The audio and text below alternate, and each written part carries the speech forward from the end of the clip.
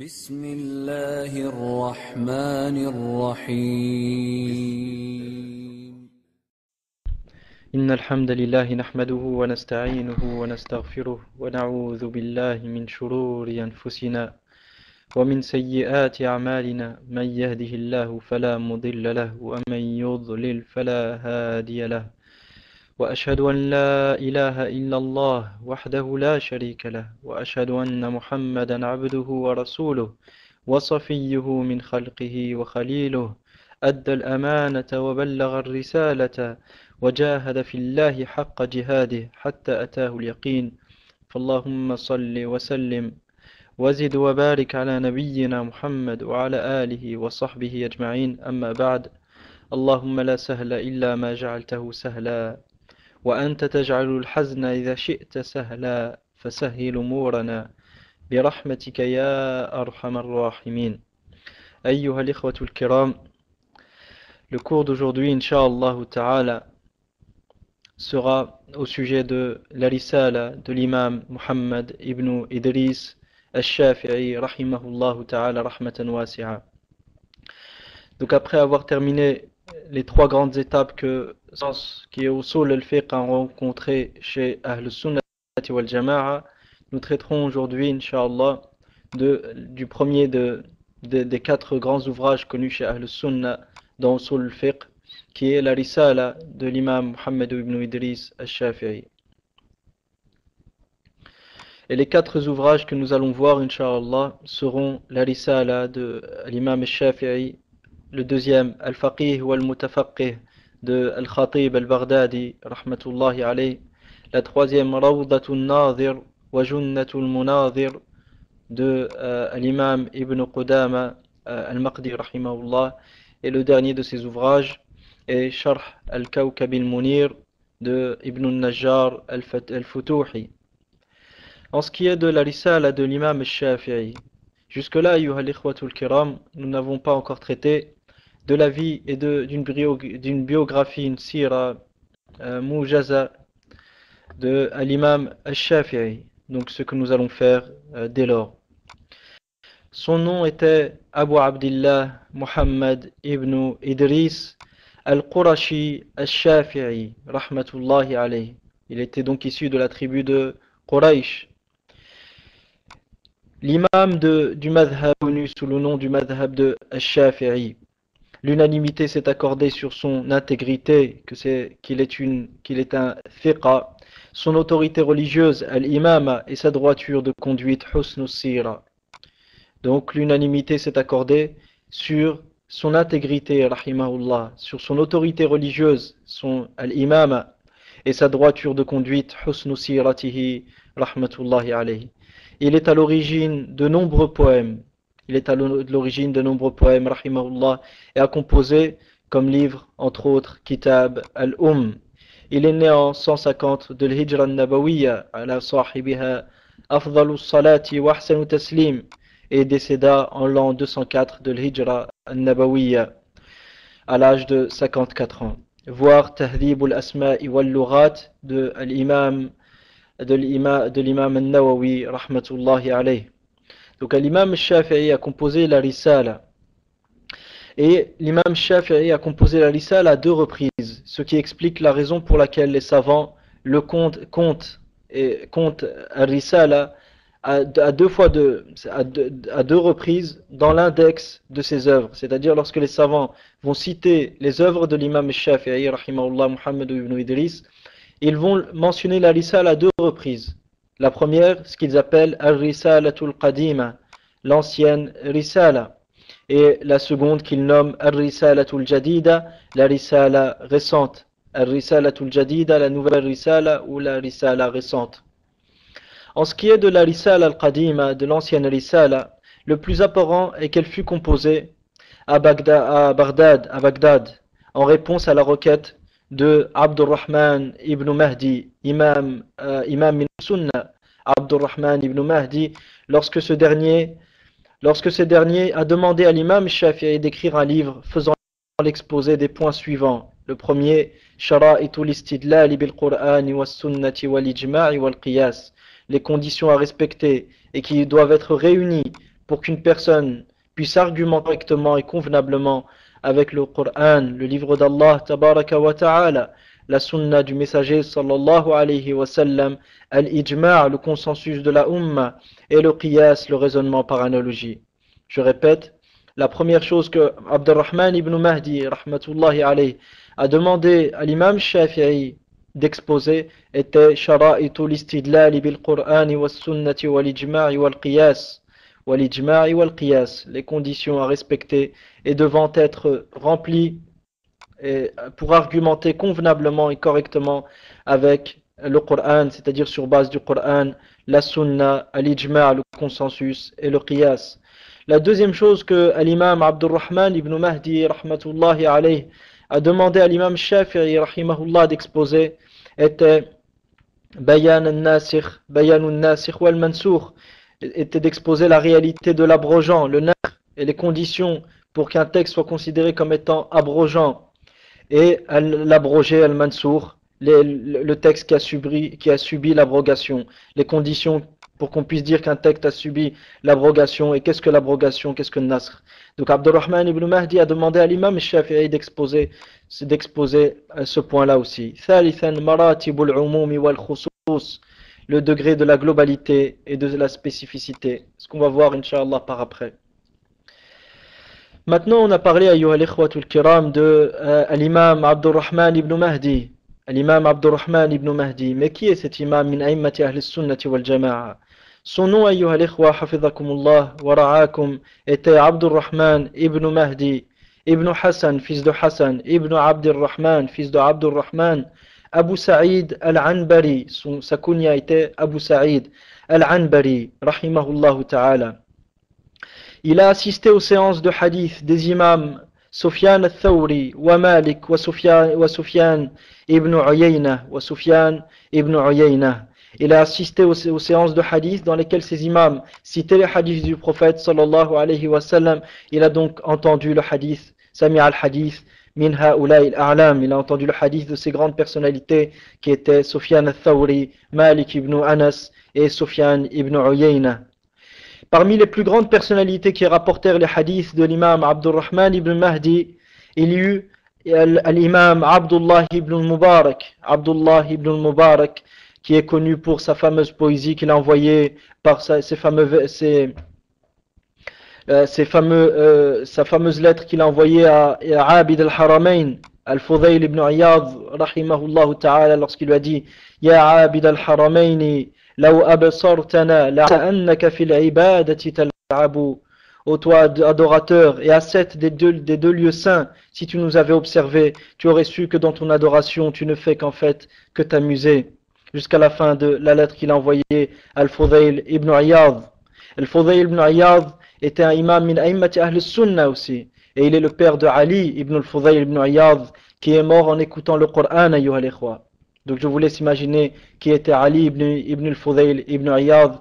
Lorsque al-Fudayl savait que Ali, son fils, était derrière lui dans la prière, il ne lisait pas des versets sur le nar, car son fils ne pouvait supporter, tellement sa crainte d'Allah était grande, et tellement il craignait Allah intérieurement, il n'arrivait pas à rester debout en prière lorsqu'il entendait des versets sur le nar. Et un jour, alors que al-Fudayl n'avait pas vu que son fils était dans le saf, l'imam, soit c'était l'imam, soit c'est lui qui a lu des versets sur An-Nar. Et lorsque Ali ibn al-Fudayl ibn Iyad, rahimahullah ta'ala, a entendu ces versets, il est tombé, mais ayyuha al-ikhwa, cette fois-ci, il ne s'est plus jamais relevé. Famata, rahimahullah, rahmatan wasi'a. Il est décédé pendant la salat, rahimahullah, rahmatan wasi'a. Et son père, qui était le Fudayl ibn Iyad, était connu pour ne pas être sur le droit chemin. Mais un jour, puis il s'est repenti, il a eu comme enfant Ali. Je vous laisse imaginer donc la valeur, les grands bienfaits qu'Allah lui a accordés. Mais un jour, alors que le Fudayl ibn Iyad s'apprêtait à monter au-dessus, à grimper au-dessus d'un mur pour aller voir une jariya qu'il connaissait, il a entendu une femme qui était en train de prier, qui lisait dans Qiyam al-Layl la parole d'Allah Ta'ala, Alam ya'ni lilladhina amanu أن تخشع قلوبهم لذكر الله وما نزل من ولا ولا يكونوا كالذين أوتوا الكتاب من قبلهم فطال عليهم الأمد فقست قلوبهم وكثير منهم فاسقون فقال رحمه الله الآن يا رب الآن يا رب. Donc il a entendu une femme qui lisait la parole d'Allah tabaraka wa ta'ala dans la traduction approximative. N'est-il pas temps à ceux qui ont cru que leur cœur s'humilie au rappel d'Allah et ce qu'il a révélé comme vérité, et qu'ils ne soient pas semblables à ceux qui les ont précédés parmi les gens du livre. Fatala alayhimul amad, et le temps est passé sur ces gens-là. Faqasat qulubuhum, et leurs cœurs se sont durcis. Wa kathirum minhum fasiqun, et un grand nombre d'entre eux sont des pervers. Qu'Allah nous en préserve. À ce moment-là, le Fudayl ibn Iyad, rahimahullah ta'ala, a dit maintenant au Seigneur. Et il est parti, il a quitté l'endroit, et les gens qui l'accompagnaient au sens d'Allah, et il s'est dirigé vers les 2 lieux saints dans lesquels il a adoré Allah, et il est resté fidèle à ces 2 lieux saints, à tel point qu'il fut nommé Abidul Haramain, l'ascète des 2 lieux saints. Donc, ayyuha al-ikhwa, ceci était un résumé ou un bref aperçu sur la vie de cet imam qui était Al-Fudayl ibn Iyad. Maintenant, revenons à Abdurrahman ibn Mahdi. Donc, parmi les plus grands imams et les plus grandes personnalités qui rapportèrent les hadiths selon Abdurrahman ibn Mahdi, il y eut Abdullah ibn Mubarak. Ajoutons aussi Ali ibn al-Madini et en dernier lieu, et ce n'est sûrement pas le dernier, Imam Ahl Sunnati wal Jama'a, Abu Abdillah Ahmad ibn Hanbal, rahimahullahu rahmatan wasi'a. Donc, l'imam d'Ahl Sunnah, Ahmad ibn Hanbal, et certains salafs disaient, Lawla Abu Bakrin, wa Ahmad ibn Hanbal, Lawla Abu Bakr wa Ahmad ibn Hanbal landathara al-Islam ou kama qalu. Là, s'il n'y avait pas Abu Bakr, l'épreuve qu'il y a eu après la mort du prophète sallallahu alayhi wa sallam, et lorsque les tribus ont apostasié, et s'il n'y avait pas Ahmad ibn Hanbal, l'islam aurait disparu. Donc, parmi ceux qui ont entendu le hadith et ont assisté aux séances de hadith que l'imam Abdurrahman ibn Mahdi donnait, il y eut imam Ahl Sunnah Abu Abdillah Ahmad ibn Hanbal. Et l'imam ayyuha al-ikhwa hafizakumullah wa ra'akum, l'imam Abdurrahman ibn Mahdi comptait au nombre des savants qualifiés de Rabbaniyin dans la science. Il enseignait aux gens Sirarul ilmi, il enseignait aux gens Sirarul ilmi ou Sirarul ilmi qabla kibarihi. Il enseignait aux gens les sciences moindres ou les premières sciences avant les grandes sciences. Et il était parmi ceux qui mettaient en pratique le savoir qu'Allah lui avait. Et il était l'un des maîtres du hifz et de la mémorisation de son époque. Il excella dans les connaissances des athar. Le terme athar était utilisé chez les salaf salih radiyallahu anhum wa rahimahum pour désigner les textes remontant au prophète sallallahu alayhi wa sallam et aux sahaba radiyallahu anhum et aux tabi'in. Et il excella aussi dans les connaissances des chaînes de transmission à riwayat et la connaissance des réels états des shuyukh. Les shuyukh étaient ceux qui rapportaient les hadiths. Et il décéda rahimahullah ta'ala en l'an 198 de l'Hijra al-Nabawiyya la sahibiha afdalus salati wa ahsanu taslim. Pour plus de détails, voir Tabaqatu al-Shafi'iyyat al-Kubra d'Ibn Subki rahimahullah rahmatan wasi'a. Donc nous disions que l'imam Abdurrahman ibn Mahdi a envoyé un courrier à l'imam Shafi'i Muhammad ibn Idris pour lui demander de lui exposer certains points. Et à ce moment-là, l'imam Shafi'i a écrit son livre. L'imam Shafi'i composa alors ce livre Al-Risala qui lui envoya ce qui explique le nom de ce livre-là. Donc vous voyez que le livre s'appelle le Risala à la lettre, mais pour quelle raison il porte son nom-là? Il porte bien son nom parce que justement, l'imam Shafi'i l'a envoyé en réponse à la requête de Abdurrahman ibn Mahdi, rahimahullah ta'ala. Et je vous laisse imaginer, ayyuha al-ikhwa, la réaction de cet imam qui était Abdurrahman ibn Mahdi, at-tilmidh al-wafi, cet élève qui était reconnaissant vers son professeur. Donc lorsqu'Ibn Mahdi l'a reçu ce livre, et l'a lu, il dit, ما ظننت أن الله تعالى خلق مثل هذا الرجل ثم قال ما صليت صلاة إلا وأدعو للشافعي فيها ما صليت صلاة إلا وأدعو للشافعي فيها. Donc il a dit rahimahullah, je ne pensais avoir reçu ce livre et après l'avoir lu, je ne pensais pas qu'Allah avait créé un homme pareil. Je ne pensais pas qu'Allah avait créé un homme pareil. Puis il dit, il n'y a pas une prière que j'accomplis sans faire des doigts en faveur de Shafi'i rahimahullah.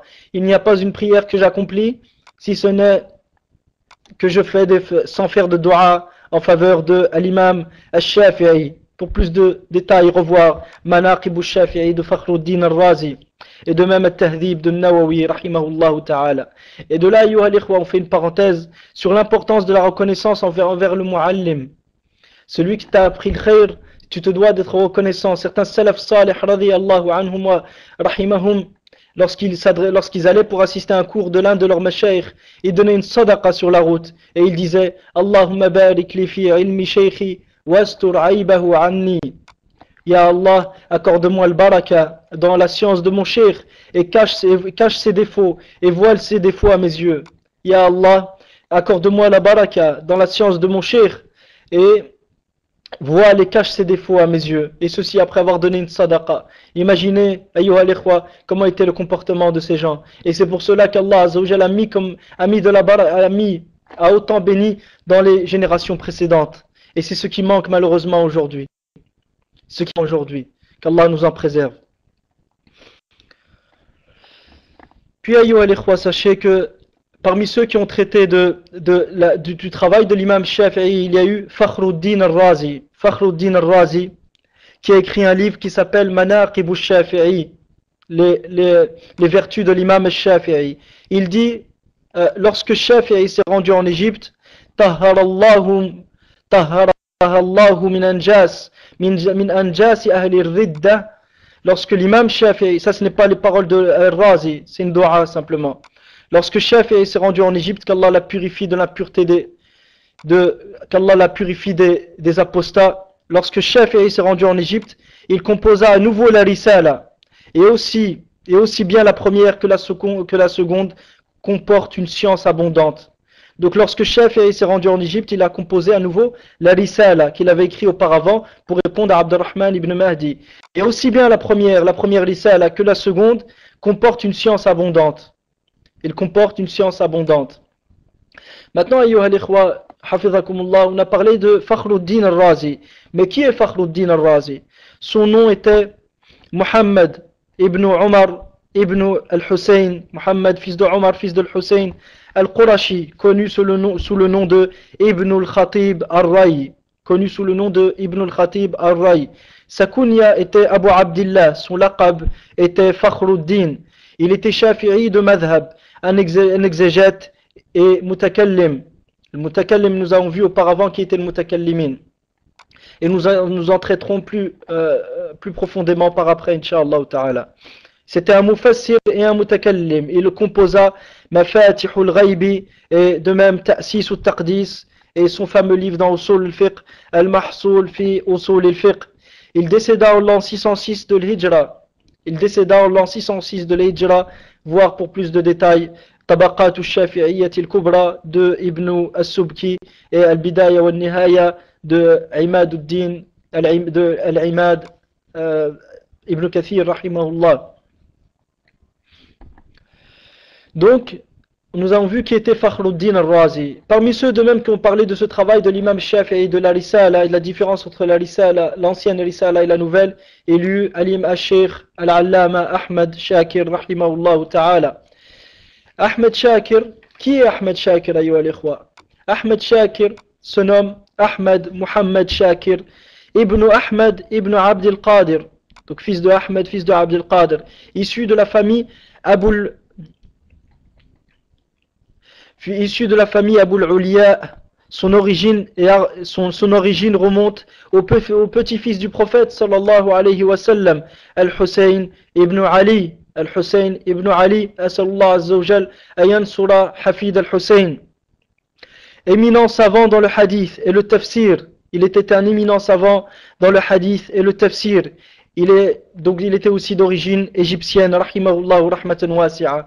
Parmi les ouvrages qu'il a composés, il y a eu Umdatut Tafsir et Sharh Umdatut Tafsir, qui était un tahqiq de Tafsir ibn Kathir, mais qu'il n'a pas terminé, rahimahullah ta'ala. À savoir que Umdatut Tafsir, qui est présent aujourd'hui et qui représente soi-disant le livre d'Ahmed Shakir, comme il disait à Cheikh Abou Ishaq, que cet ouvrage-là, Cheikh Ahmed Shakir ne l'a pas terminé. Cheikh Ahmed Shakir ne l'a pas terminé. Donc le début, c'est bien Cheikh Ahmed Shakir, mais la suite, Allahu Ta'ala a'la wa a'lam. Sharh Musnad l'imam Ahmad, il a aussi fait l'explication et le commentaire du Musnad de l'imam Ahmad ibn Hanbal, rahimahullah ta'ala. Et il décéda en l'an 1377 de l'Hijra al-Nabawiyya ala sahibiha afdalus salati wa ahsanu taslim. Donc Cheikh Ahmed Shakir, rahimahullah, a dit dans son introduction au tahqiq de la Risala, car il a authentifié la Risala de l'imam al-Shafi'i rahimahullah, et dans son introduction il dit: quoi qu'il en soit, la Risala al-Qadima n'est entre les mains de personne aujourd'hui. Quoi qu'il en soit, la Risala al-Qadima que l'imam al-Shafi'i alayhi rahmatullah a écrit à l'imam Abdurrahman ibn Mahdi n'est plus présente aujourd'hui. Il ne reste plus donc que al-Risala al-Jadida, que la Risala al-Jadida, qui est ce livre. Donc il parle de quel livre? Du livre dont il a fait le tahqiq. La Risala al-Qadima a donc disparu. La seule Risala qui est présente aujourd'hui, c'est la Risala al-Jadida. La seule Risala de l'imam al-Shafi'i qui est présente aujourd'hui, هي الرسالة الجديدة. أما الرسالة القديمة فليست في أيدي الناس اليوم. Elle n'est pas présente entre les mains des gens aujourd'hui. La seule risala qu'on ait aujourd'hui, c'est la risala al-jadida. Donc, ayyuha al-ikhwatul kiram, hafizakumullah wa ra'akum, après avoir parlé et traité de l'origine de ce livre qui est la risala, nous allons parler, insha'Allah ta'ala, des caractéristiques mumayyizat hadha al-kitab, les caractéristiques de ce livre. Premièrement, ayyuha al-ikhwa, ce qui caractérise ce livre est qu'il est le premier livre composé dans Usul al-Fiqh. Le premier livre à avoir été composé dans Usul al-Fiqh, أول كتاب ألف في علم الأصول هو كتاب الإمام محمد ibn Idris al-Shafi'i rahimahullah ta'ala. Donc, ce livre qui est Risala est donc le premier livre à avoir été composé, comme le dit Cheikh l'Islam Ibn Taymiyyah dans Majmou' al-Fatawi, et de même l'imam al-Nawawi rahimahullah a parlé de ça dans Tahdhib al-Asma'i wal-Lughat, et al-Zarkashi en a parlé aussi dans al-Bahr al-Muhit, et ajoutons enfin l'imam al-Sheikh wal-Allama Ahmad Shakir dans sa muqaddima du tahqiq de al-Risala. Fakhruddin al-Razi a dit: les gens s'accordent à dire que le premier à avoir composé un livre dans cette science est al-Shafi'i. Les gens s'accordent à dire que le premier à avoir composé un livre dans cette science qui est Usul al-Fiqh est al-Shafi'i, qui est le premier à avoir classé ses chapitres. أول من رتب مواضيع هذا الكتاب وفصوله أول من رتب فصوله هو الإمام الشافعي. Et il a distingué certaines parties de d'autres. فميز بعضه عن بعض. Et il a commenté ces degrés, c'est-à-dire les degrés des dalils selon leur force ou faiblesse. وشرح مراتب الأدلة قوة وضعفا. وشرح مراتب الأدلة قوة وضعفا. Et il a commenté les degrés des dalils selon leur force et leur faiblesse. Ici se terminent les paroles de Fakhruddin al-Razi. Les degrés des dalils, par exemple, est-ce qu'un texte général est plus fort qu'un texte spécifique ou non? Donc il a exposé ces points-là. Mais nous n'allons pas rentrer dans le sujet, étant donné que ça on en traitera en temps et en heure. Pour l'instant, Inch'Allah, on en traitera en temps et en heure, Inch'Allah ta'ala. Pour l'instant, nous sommes simplement dans une introduction à cette science. Il dit de même, Fakhruddin al-Razi,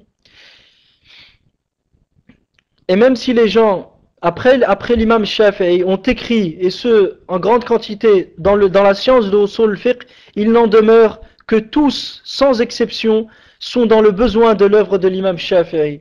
C'est-à-dire que, même s'ils ont écrit après lui, ils ont écrit en grande quantité, ils ont fait de nombreux efforts, ils sont tous dans le besoin de l'œuvre que l'imam Shafi'i a fixée. Et tout ce qui est venu après a puisé ses sources dans le travail de cet imam, min a'immati ahli sunnah, Muhammad ibn Idris, rahimahullah.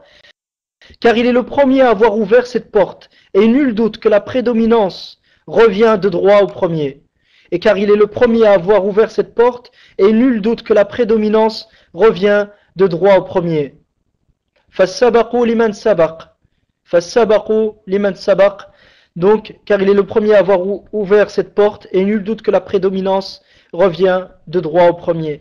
Il dit ensuite, Fakhruddin al-Razi, l'homme qui s'efforce, il dit après ça, l'homme qui s'efforce d'établir une science donnée, l'homme qui s'efforce d'établir une science donnée, sans avoir été précédé, s'il se trompe ou commet une faute, elle lui sera sans aucun doute pardonnée.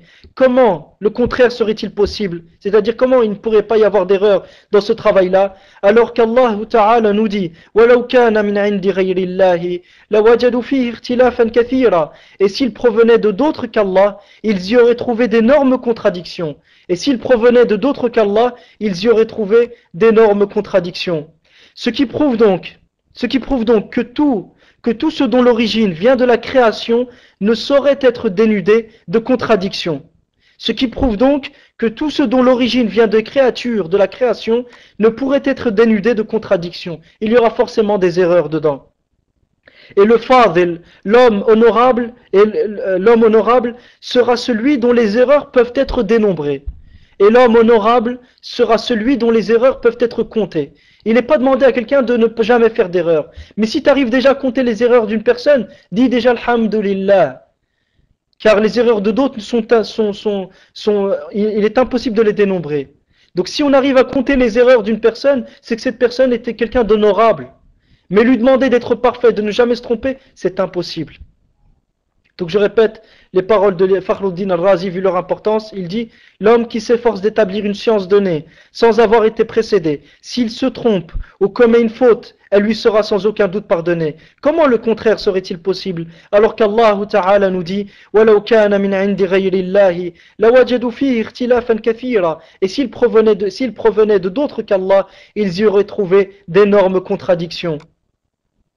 Ce qui prouve que tout ce dont l'origine vient de la création ne saurait être dénudé et ne pourrait être dénudé et ne pourrait manquer de contradiction. Et le fadil, l'homme honorable, sera celui dont les erreurs et les fautes peuvent être dénombrées. Et l'homme honorable sera celui dont les fautes et les erreurs peuvent être dénombrées. Les références Manaqib al-Shafi'i de Fakhruddin al-Razi.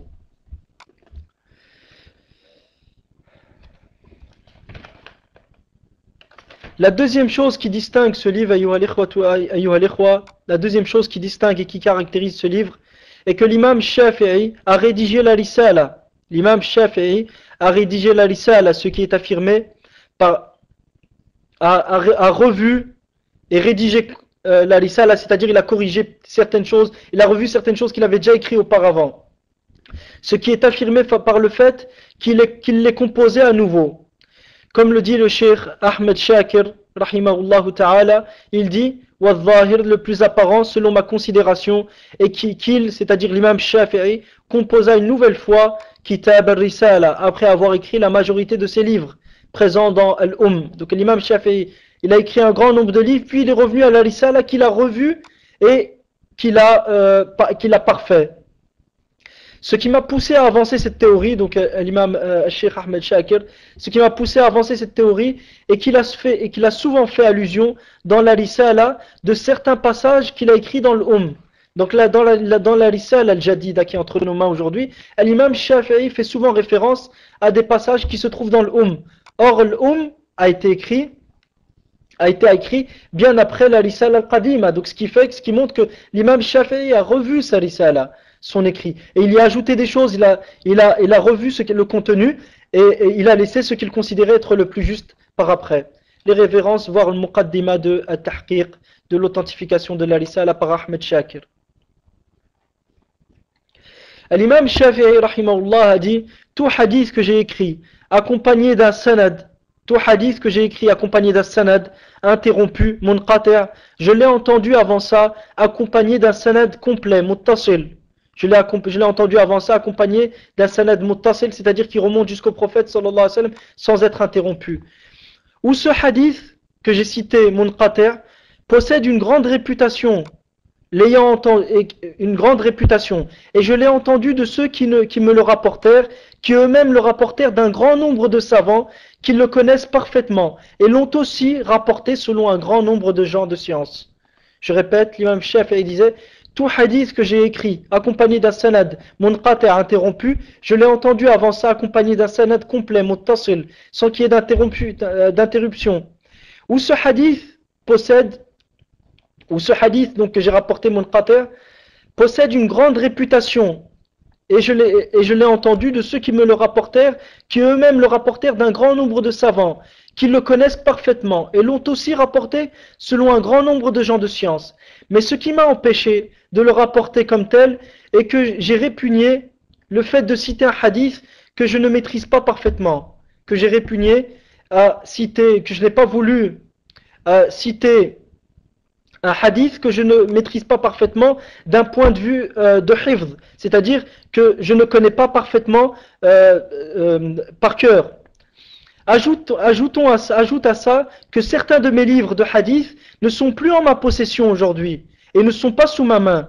J'ai donc opté donc il y a un passage simplement que j'ai passé vu que je n'ai pas réussi à traduire, jusqu'à ce qu'ils disent, j'ai donc opté pour un résumé par crainte que le livre ne soit trop long, me suffisant de citer ce qui concrétise l'objectif de cette œuvre, me suffisant de citer ce qui concrétise et réalise l'objectif de cette œuvre, sans chercher à mettre à l'écrit toute science mentionnée à ce sujet, sans chercher à mettre à l'écrit toute science mentionnée à ce sujet. Ça, c'est une parole que l'imam Shafi'i a citée dans la Risala. Puis, Cheikh Al-Jizani, hafidhahullah wa waffaqahu li kulli khair, dit, on peut tirer des paroles de l'imam Shafi'i ce qui suit.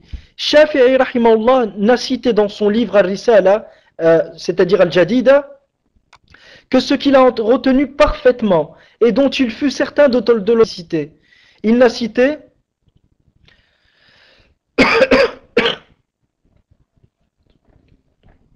Shafi'i, rahimahullah, n'a cité dans son livre que ce qu'il a retenu parfaitement et dont il fut certain de l'authenticité. Deuxièmement, Mohammed ibn Idris, rahimahullah, rédigeait son livre sur base de sa mémoire, car ses livres n'étaient pas tous sous sa main et n'étaient pas tous à portée de main. Je répète, l'imam Mohammed ibn Idris, Al-Shafi'i, rahimahullah, a rédigé son livre sur base de sa mémoire, car ses livres n'étaient pas tous sous sa main. Troisièmement, il cherchait, rahimahullah, à résumer et ne pas s'étaler. Son but n'était pas à tatwil, son but était à l'ikhtisar. Il cherchait donc à résumer et non pas à s'étaler, rahimahullah ta'ala. Quatrièmement, il ne cherchait pas non plus à rédiger tout ce qu'il savait sur les sujets étudiés. Lam yaqsid, rahimahullah ta'ala, al-istiqsa, ay يذكر كل ما يعلمه من علم في كل مسألة تعرض لها رحمه الله تعالى. Donc il ne cherchait pas non plus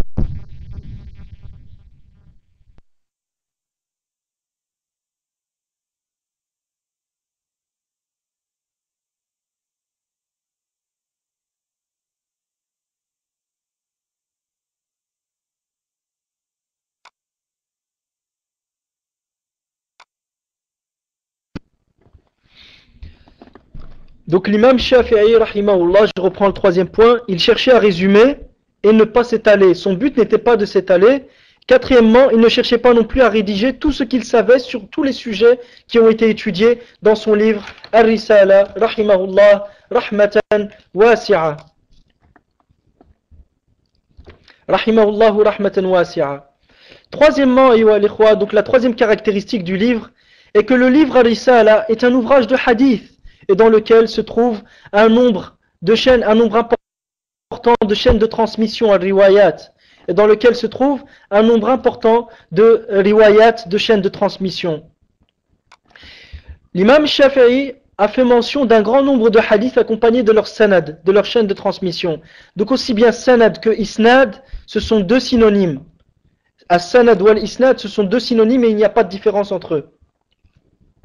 Deuxièmement, il a traité de certaines questions importantes liées à la science du hadith. L'imam Shafi'i dans la Risala a traité aussi de certaines questions, de certaines masail, fi ulum fi ilm al-hadith. À tel point qu'il fut dit que la Risala est le premier livre sur les sciences du hadith qui a été composé. à tel point que la Risala a été classée par certains comme étant le premier livre dans la science de hadith, fi ilm al-hadith, qui a été composé, qui a été écrit. Les références, voire la muqaddima de Cheikh Ahmed Shakir rahimahullah ta'ala. Donc tellement le fait, le travail que l'imam Shafi'i a fait dans la Risala, dans le domaine de la science du hadith, où il a cité certaines règles de ilm al-hadith, est tellement important que certains, ça les a poussés à classer la Risala de l'imam Shafi'i comme le premier livre écrit dans la science du hadith. فرحم الله هذا الإمام رحمة واسعة. Qu'Allah donc comble cet imam de sa miséricorde.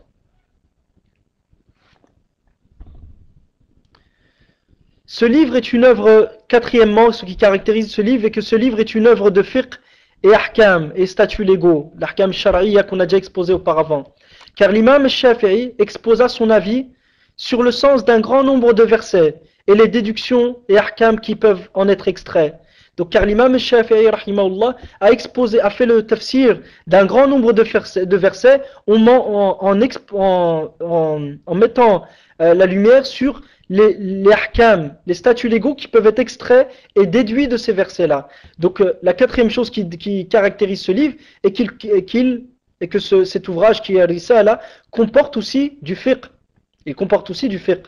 Sans oublier qu'il a renforcé, c'est-à-dire l'imam Shafi'i a renforcé les règles de usul al-fiqh qu'il a mentionnées dans la Risala par un grand nombre de furu' de fiqh. Donc les furu' sont les questions pratiques juridiques, c'est-à-dire les questions pratiques juridiques qu'on a déjà vues auparavant, comme l'obligation de Tahiyat al-Masjid, l'interdiction de boire debout par exemple, ou le fait de dire que boire debout c'est makruh, ce n'est pas interdit. Ça c'est des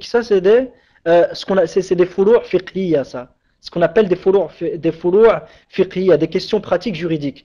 Donc l'imam Shafi'i, pour renforcer ces qawa'id, ces règles de l'usul qu'il a mentionnées, il a cité un grand nombre de furu' de fiqh pour justement renforcer et soutenir les règles qu'il a mentionnées. Et ceci, les furu' qu'il a cités, sont tirés de chapitres variés du fiqh. Il n'a pas mentionné des furu' juste dans la tahara, ou juste dans la salat, ou juste dans le nikah, ou juste dans le hudud. Non, ça a été des furu' qui englobaient un ensemble de chapitres de fiqh. La cinquième chose, qui caractérise ce livre, qui est la Risala de l'imam Shafi'i, est que la Risala est une œuvre de adab. فهو كتاب أدب كتاب في الأدب وفي اللغة. La Risala est une œuvre de moralité, civilité et de civisme et d'éducation. Elle est une œuvre de moralité qui expose les bonnes mœurs et le civisme musulman et islamique et l'éducation que le musulman se doit d'avoir. De même qu'elle traite de la langue arabe. Pour quelle raison? Car l'imam Shafi'i ne fut aucunement touché par une défaillance dans son langage. لم يتعرض الإمام الشافعي للكنة في لسانه. Il n'a pas été touché par une défaillance dans son langage. Au même titre qu'aucune erreur de prononciation ou faute de prononciation n'est à retenir contre lui. C'est étonnant, subhanallah al-azim. L'imam Shafi'i n'a fait aucune faute de prononciation dans la langue arabe. Aucune faute n'a pu être retenue contre lui, rahimahullah. Et on avait vu auparavant qu'il a été étudié chez l'une des plus grandes tribus arabes qui était Hudayl. Il a été apprendre chez eux la langue arabe. Et Hudayl faisait partie des tribus arabes les plus éloquentes. Kanat min afsahil arab. Les paroles de l'imam Shafi'i sont donc un argument en langue arabe. Les paroles de Shafi'i sont une hujja dans la langue arabe, vers lesquelles on peut revenir pour affirmer la validité ou non d'une prononciation donnée. Donc lorsque quelqu'un prononce une parole, ou prononce un mot, si on peut se référer aux paroles de Shafi'i pour savoir si ce mot-là, est-ce que la prononciation de ce terme-là, elle est convenable ou non. On peut se référer aux paroles de l'imam Shafi'i pour savoir si la prononciation de ce mot est convenable ou non. Pour plus de détails, parmi ceux qui ont mentionné ce point-là, il y a eu l'imam al-Nawawi rahimahullah dans Tahdhib al-Asma wal-Lughat.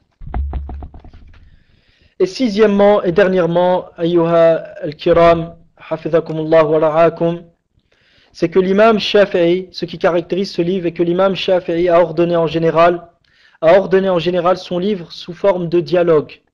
Il a ordonné son livre sous forme de dialogue en question-réponse.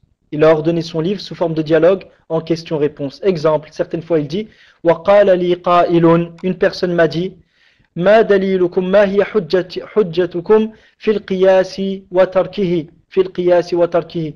Quelle est votre preuve et votre source pour affirmer la validité du qiyas ou ou son abandon? C'est-à-dire, quelle est votre hujja pour affirmer que le qiyas est accepté ou réfuter le qiyas? Il dit, l'imam Shafi'i, فَقُلْتُ لَهُ, je lui ai alors dit telle et telle chose. Et d'autres fois il dit وَقَالَ, et une personne dit et puis il mentionne la chose qu'elle a dit فَقُلْتُ, et je lui ai répondu telle et telle chose. Et à d'autres reprises l'imam Shafi'i Muhammad ibn Idris rahimahullah ta'ala utilise un procédé de contestation. Il utilise un procédé de contestation al-i'tirad, tariqatul i'tirad. Exemple, il dit وَلَوْ قَالَ قَائِلٌ, et si une personne dit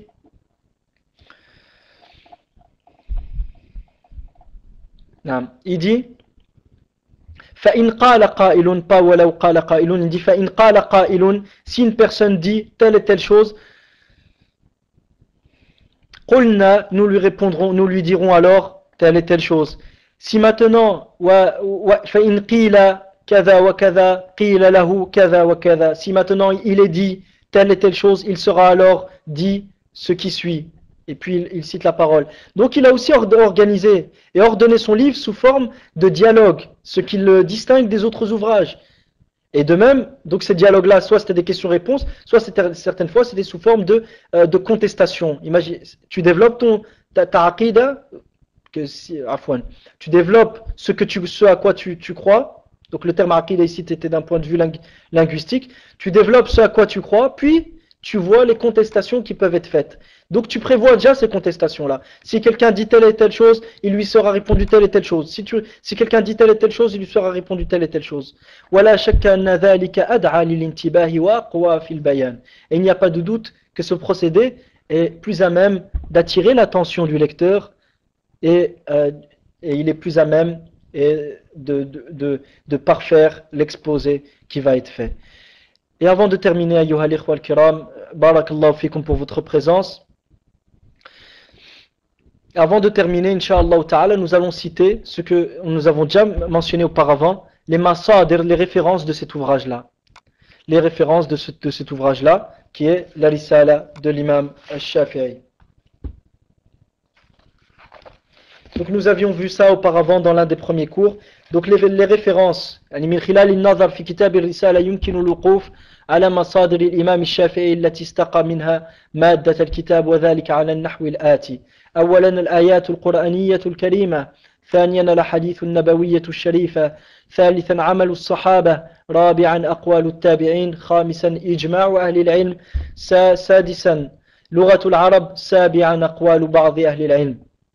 Donc l'imam Shafi'i, donc en lisant la risala de l'imam Shafi'i, nous pouvons voir et nous pouvons constater que les références de cet ouvrage étaient en premier lieu les versets coraniques, l'ayat al-Qur'aniyya, deuxièmement les hadiths prophétiques, ala nabiyyina afdalus salati wa ahsanu taslim, troisièmement les actes des compagnons, amalus sahaba, quatrièmement les paroles des tabi'in, radiyallahu anhum, cinquièmement l'unanimité des savants, ijma'u ahli al-ilm, sixièmement la langue arabe, l'uratul arab, septièmement l'avis des aqwal ou ba'd ahli al-ilm, les paroles de certains savants, les paroles de certains savants. Donc là nous venons de voir les références de cette science qui était au sol, les références de la risala de l'imam Shafi'i. Donc je répète en allant un peu moins vite les sources de la risala, les références vers lesquelles est revenu l'imam al-Shafi'i rahimahullah ta'ala pour écrire son ouvrage qui était la risala. Donc premièrement les versets du Coran, du livre d'Allah tabaraka wa ta'ala. Deuxièmement les hadiths du prophète sallallahu alayhi wa sallam. Troisièmement les actes des compagnons radiyallahu anhum wa ardahum. Quatrièmement les actes des compagnons radiyallahu anhum wa ardahum wa qatala man kaffarahum. Quatrièmement, les paroles des tabi'in, rahimahumullah ta'ala. Donc quatrièmement, les paroles des tabi'in. Cinquièmement, ijma'u ahli al-ilm, l'unanimité des savants. Sixièmement, l'oratul arabe, la langue arabe. Septièmement, l'avis de certains savants, aqwalu ba'di ahli al-ilm. Donc après avoir vu, ayyuha al-ikhwa, hafidhakumullah wa ra'akum, les références du livre, nous allons terminer le cours d'aujourd'hui, incha'Allah ta'ala, par les sujets qui ont été abordés dans le livre. Les sujets qui ont été abordés dans ce livre qui est la Risala. Ce livre, qui est la Risala, traite de plusieurs sciences. Il traite en premier lieu de plusieurs sciences. Premièrement, les questions de fiqh et d'ahkam shar'iyya. Les questions de fiqh et d'ahkam shar'iyya que nous avons mentionnées précédemment. Deuxièmement, les questions de hadith, les masaïl dans ilm al-hadith. Les masaïl dans ilm al-hadith, que ce soit aussi bien dans ilm al-hadith que dans les riwayat, les chaînes de transmission qui ont été citées. Troisièmement, les fawaïd al-lughawiyya, les précieuses informations dans la langue arabe. Quatrièmement, les sujets de usul, les sujets de usul al-fiqh, qui sont majoritaires bien sûr dans ce livre.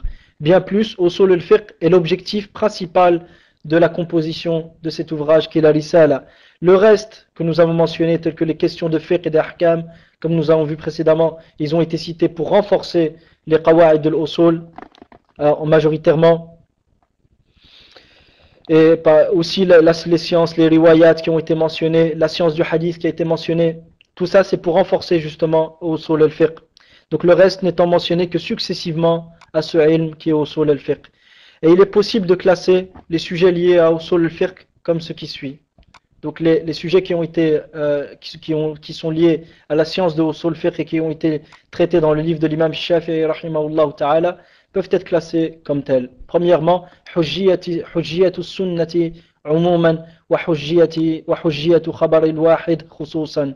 Premièrement, la validité légale, la validité juridique et légale de la sunna, c'est-à-dire qu'on peut la prendre comme argument d'une manière générale, et plus particulièrement de al-khabar al-wahid, le texte qui n'a pas atteint le degré de mutawatir, car certains ne le prenaient pas en considération, et on a déjà mentionné ça auparavant, comme les Ahnaf qui ne le prenaient pas dans ce fima ta'ummu bihi al-balwa, dans les choses qui touchent la majorité des gens responsables ou un grand nombre, comme par exemple un exemple concret, le mariage de la femme. Ils ne prennent pas le hadith qui dit que toute femme,